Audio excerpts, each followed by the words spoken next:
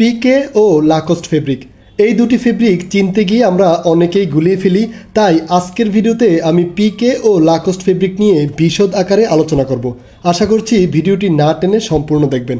পিকে ও Lacoste fabric সাধারণত পলো শার্টে বেশি ব্যবহৃত হয়, কারণ এই ফেব্রিকগুলো এয়ার ব্রেথেবল। এই দুটি ফেব্রিকের অ্যাপিয়ারেন্স কাছাকাছি বলে অনেকেই চিনতে সমস্যা হয়ে যায়। এবার আসি কিভাবে প্রথমে চোখের দেখায় পিকে ও লাকোস্ট ফেব্রিক চেনা যায়। পিকে ফেব্রিক, যে ফেব্রিকের ফ্রন্ট সাইড দেখতে অনেকটাই হানিকম্ব বা মৌমাছির চাকের মতো দেখায়, আবার অনেকে সেটাকে বার্ডস আই বা বেঞ্জিন চক্রের সাথে তুলনা করে থাকেন, এবং এর ব্যাক সাইড দেখতে অনেকটাই সিঙ্গেল জার্সি ফেব্রিকের ফ্রন্ট সাইডের মতো, যেটা আপনারা ভিডিওতে দেখতে পাচ্ছেন। এবার আসি লাকোস্ট ফেব্রিক নিয়ে।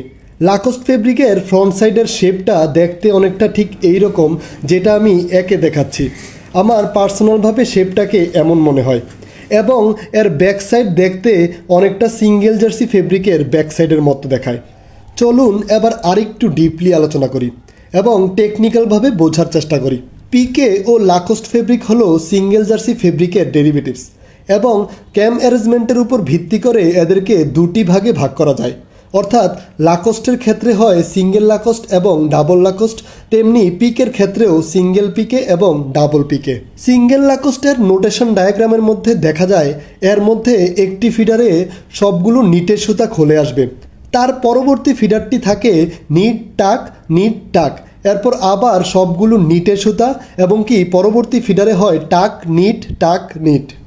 ডাবল লাকোস্ট ফেব্রিকের ক্ষেত্রে হয় একটি ফিডারে সব নিটের সুতা, তারপর নিট টাক, এবং পরবর্তীটাও সেমভাবে নিট টাক, এবং তার পরবর্তী ফিডারটি হয় সবগুলো নিটের সুতা, তার পরবর্তী ফিডারটি হয় টাক নিট, এভাবে আবার টাক নিট।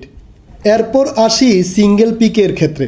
সিঙ্গেল পিকের ক্ষেত্রে এক ফিডার হয় নিট টাক, এর পরবর্তী ফিডারে টাক নিট এরকম করে যেতে থাকে।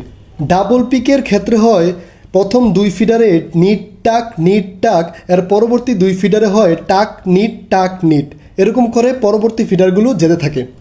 আশা করছি এই ভিডিওর মাধ্যমে পিকে ও লাকোস্ট ফেব্রিকের বিষয়টি অনেকেরই ক্লিয়ার হয়েছে। সবাইকে অসংখ্য ধন্যবাদ।